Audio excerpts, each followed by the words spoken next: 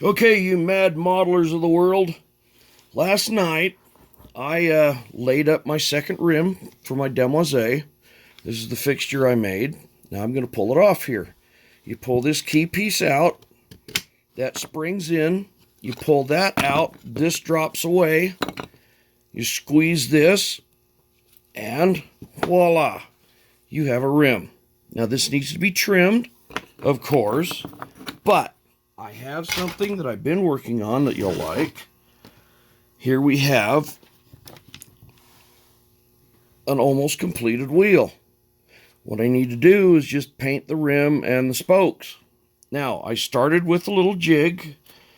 Take the tire off. By the way, that tire is a piece of surgical tubing, like this, that I have glued the ends together, and I painted it with a Sharpie because if I use paint, it'll flake off. Sharpie is ink, and it will penetrate the surface of that, and it'll stay black. Anyway, I have a small fixture here that I started with. We have a piece in the center. Now that hub, even though I made mine on my lathe and drilled the holes for it, my old hubs, or my old wheels, were a piece of plywood and a dowel. It did the same thing. It worked great. On this one, I used half a control line on it for the spokes. On this one, I used, I think, is 8-pound test fishing line. The trick is, you put a little cyanoacrylic, the thin stuff, on the thread, and that will stiffen it up. Then you can use it kind of like a needle. When you get it there, cut it at an angle so you have a sharp point. Then you could thread it through the pre-drilled holes in your rim, and then through the hub.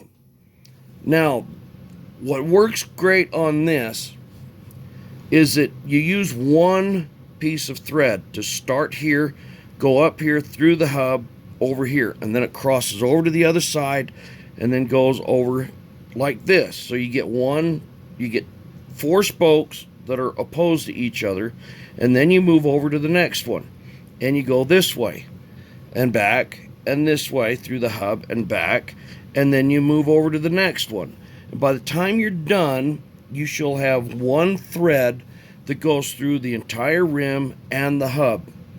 What that does is it allows you to be able to move that hub on the thread and everything to get it somewhat straight.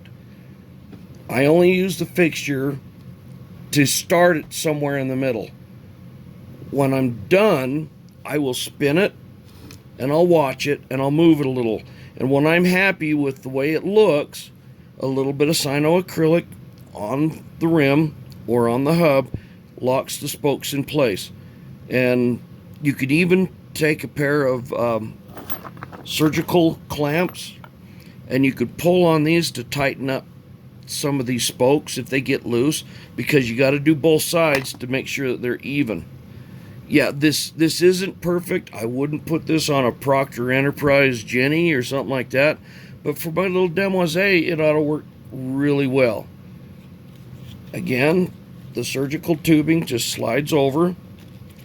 The whole thing is very lightweight. You can see if it hits, this is going to flex, that's going to flex, so they're somewhat shock absorbing.